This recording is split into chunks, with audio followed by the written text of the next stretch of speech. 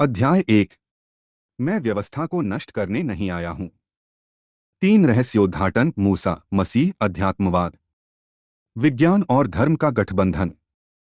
आत्माओं से निर्देश नया युग। एक यह मत सोचो कि मैं व्यवस्था या भविष्यद्वक्ताओं को नष्ट करने आया हूं। मैं नष्ट करने नहीं बल्कि पूरा करने आया हूं, क्योंकि मैं तुमसे सच कहता हूं, जब तक आकाश और पृथ्वी टल न जाए, व्यवस्था से एक अक्षर या एक पद भी नहीं टलेगा, जब तक कि सब कुछ पूरा न हो जाए। मत्ती अध्याय 5 श्लोक 17 और 18। मूसा। दो मूसा की व्यवस्था के दो अलग अलग भाग हैं। सीनै पर्वत पर घोषित परमेश्वर की व्यवस्था और मूसा द्वारा घोषित नागरिक या अनुशासनात्मक व्यवस्था।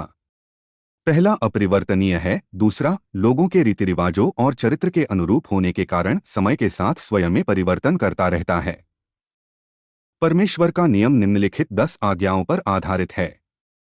1। मैं तेरा परमेश्वर यहोवा हूँ, जो तुझे मिस्र देश से, दासत्व के घर से निकाल लाया है। मेरे सिवा तेरे कोई अन्य देवता न हो। तू अपने लिए कोई मूर्ति या किसी भी ऐसी वस्तु की प्रतिमा न बनाना जो ऊपर आकाश में या नीचे पृथ्वी पर या पृथ्वी के नीचे के जल में है। तू उनके आगे दंडवत न करना और न उनकी सेवा करना। 2। तू अपने परमेश्वर यहोवा का नाम व्यर्थ न लेना। 3। विश्राम दिन को पवित्र मानने के लिए स्मरण रखना। 4। अपने पिता और अपनी माता का आदर करना, कि जो देश तेरा परमेश्वर यहोवा तुझे देता है, उस पर तू बहुत दिन तक रहने पाए। 5। तू हत्या न करना। 6। व्यभिचार न करना। 7। चोरी न करना। 8। अपने पड़ोसी के विरुद्ध झूठी गवाही न देना।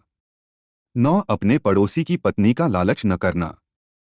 10। अपने पड़ोसी के घर का, न उसके दास का, न उसकी दासी का, न उसके बैल का, न अपने पड़ोसी की किसी वस्तु का लालच करना।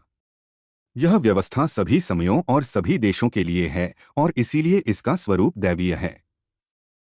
अन्य सभी व्यवस्थाएं मूसा द्वारा बनाई गई थीं, जिन्होंने अपने लोगों को उनके अशांत और अनुशासनहीन स्वभाव के कारण भय से नियंत्रित करना और मिस्र में दास्ता के दौरान उनके द्वारा अर्जित दुर्व्यवहारों और पूर्वाग्रहों का मुकाबला करना आवश्यक समझा।